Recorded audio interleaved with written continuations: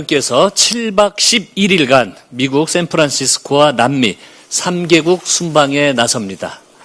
이번 순방은 대체 불과 대한민국을 향한 3대 메가 프로젝트의 청사진을 글로벌 무대에 직접 제시하고 투자와 협력을 실질적 성과로 연결하는 중요한 기회입니다.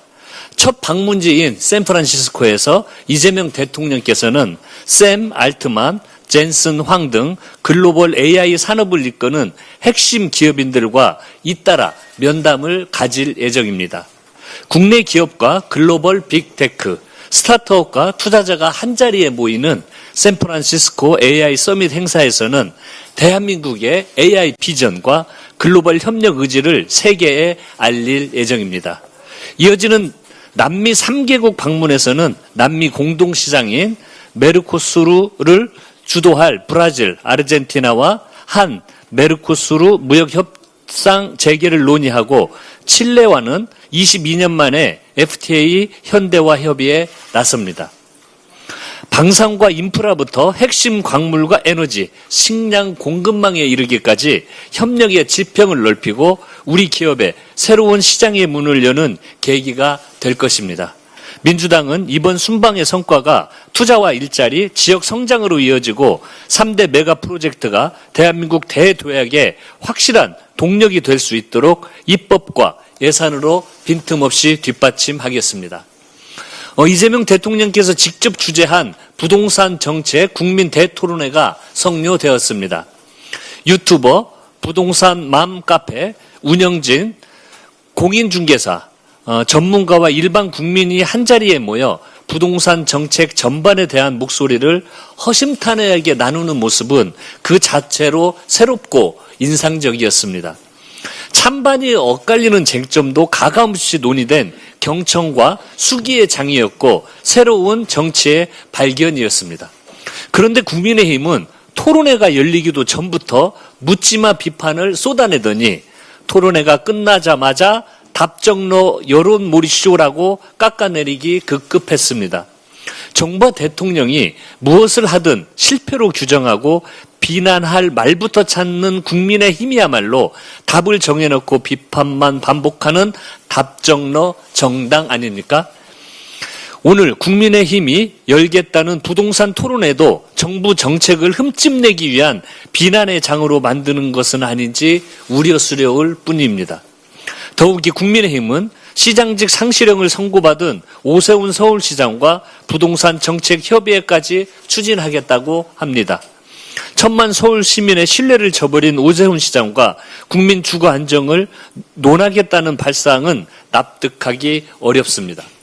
부동산 불로소득이 아니라 근로소득만으로도 미래를 준비할 수 있는 사회를 만들어 달라는 어제 토론회에서 나온 대학교 3학년 학생의 발언을 기억하십니까? 국민의힘도 비난을 위한 비난을 멈추고 부동산 공급 확대를 위한 입법과 실수요자의 주거 안정을 위한 정책 마련에도 책임 있게 협조하시기 바랍니다. 민주당은 토론회에서 나온 국민의 목소리를 정책에 충실히 반영하겠습니다. 투기는 철저히 차단하되 실수요자의 주거 사다리는 든든히 지키고 신속한 주택 공급과 국민 주거 안정을 위한 실효성 있는 대책을 마련하겠습니다. 더불어민주당 제3차 정기 전국 당원대회 본경선 후보자가 확정되었습니다. 먼저 본 경선에 진출한 3분의 당대표 후보와 8분의 최고위원 후보께 축하의 말씀을 드립니다. 아쉽게 뜻을 이루지 못한 후보들께도 민주당의 미래를 위해 함께 해주신 데 대해 깊이 감사드립니다. 이제 후보들은 다음 주부터 선거일인 8월 17일까지 전국을 순회하며 모두의 민주당, 대체 불가 대한민국을 향한 선의의 경쟁을 펼치게 됩니다. 오늘 우리의 경쟁은 앞으로 더 크고 더 위대한 하나가 되기 위한 과정입니다. 경쟁의 진정한 의미에 대해서는 후보들께서 누구보다 잘 알고 계실 것입니다. 민주당이 나아갈 비전을 제시하고 후보마다 지닌 역량을 마음껏 발휘해 국민께는 희망을, 당원께는 자부심을 드릴 수 있는 전당대회가 되도록 모든 후보와 당 구성원이 함께 품격 있는 경쟁을 이어가 주시기를 당부드립니다. 저를 포함한 당 지도부와 당내 선거 관련 기구 모두 공정하고 안정적인 전당대회가 치러질 수 있도록 한치의 빈틈없이 만전을 기하겠습니다. 민주당은 오늘 의원총회를 개최하여 형사소송법 개정안에 대한 총의를 모으겠습니다. 수사와 기소의 완전한 분리는 이재명 정부의 국정과제이며 민주당의 확고부동한 원칙입니다. 지난해 9월 검찰청 폐지부터 올해 3월 공소청법과 중수청법 처리, 그리고 지금 형사소송법 개정안 논의에 이르기까지 이 대원칙을 초지일관 유지하고 있습니다. 형사소송법 개정은 검찰개혁의 마지막 퍼즐입니다. 새로운 형사사법체계를 세우는 일인 만큼 민주당은 수기와 토론을 거듭하며 심사, 숙고했습니다. 의원총회와 공청회, 형사소송법 개정 TF 논의와 법사위 회의까지 셀 수 없이 많은 공론화의 장을 열어 각계각층의 지혜를 모았습니다.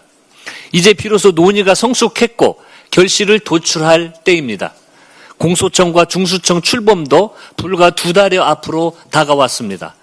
더는 좌고우면할 시간이 없습니다. 민주당은 국정의 무게를 함께 짊어진다는 집권 여당으로서 책임 있는 결단을 내리겠습니다. 오늘 의원총회에서 총의를 모으고 신속한 입법을 마무리해서 검찰개혁의 대장정에 마침표를 찍겠습니다. 민주당은 홈플러스 사태 해결에 끝까지 책임을 다하겠습니다.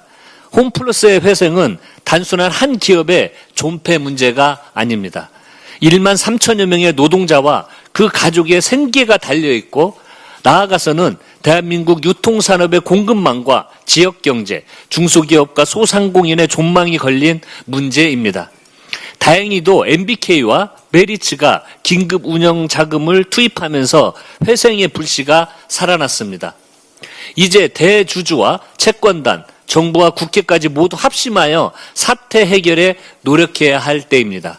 MBK와 메리츠는 긴급 운영 자금 투입에 그칠 것이 아니라 홈플러스 정상화에 성심을 다해야 할 것입니다. 정부도 현재 홈플러스가 겪고 있는 상품 수급 문제를 해결하기 위해서 적극적으로 중재에 나서야 합니다.